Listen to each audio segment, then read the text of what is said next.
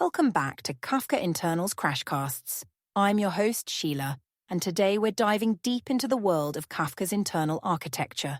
We're continuing our journey through Level 3 Jedi Master, and we'll be focusing on the controller and partition reassignment. Joining me as always is our Kafka expert, Victor.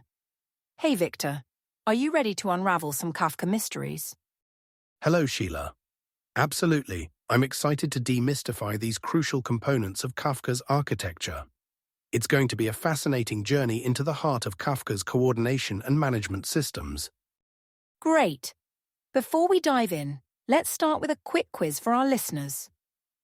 Here's the question. What happens to a Kafka cluster if the controller broker suddenly fails?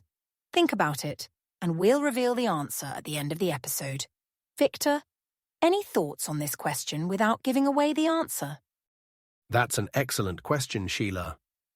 It really gets to the heart of Kafka's resilience and fault tolerance mechanisms.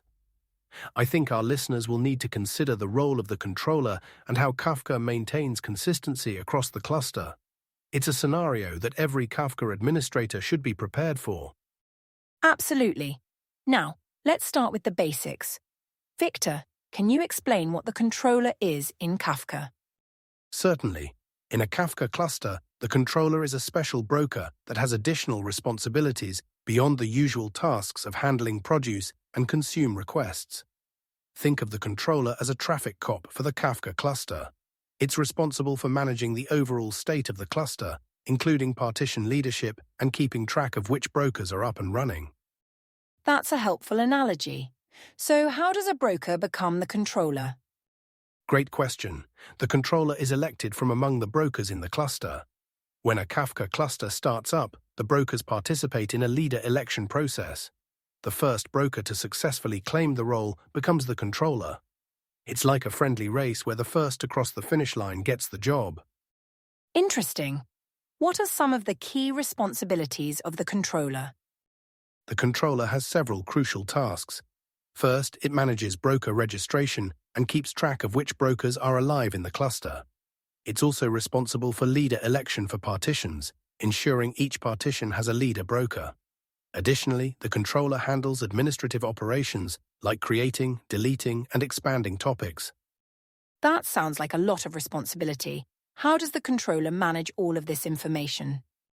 The controller maintains this information in its internal state and also stores it in a central place. This allows for quick recovery if the controller fails. The controller is also responsible for notifying other brokers about changes in the cluster setup.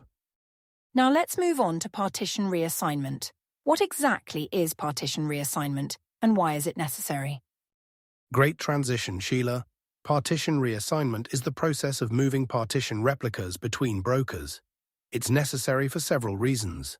To balance the load across brokers, to accommodate new brokers added to the cluster, or to handle broker failures.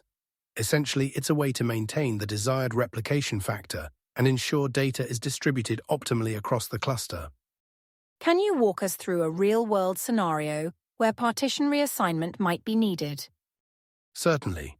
Imagine a scenario where one of your data centers experiences a power outage and you lose several brokers. In this case, you'd need to reassign the partitions that were on those failed brokers to the remaining healthy brokers. This helps maintain the desired replication factor and ensures data availability. That makes sense. How does the reassignment process actually work? The reassignment process is managed by the controller. When a reassignment is initiated, either manually by an administrator or automatically by Kafka, the controller updates the partition metadata with the new replica assignments. It then triggers the actual data movement, where the new replicas fetch data from the existing replicas.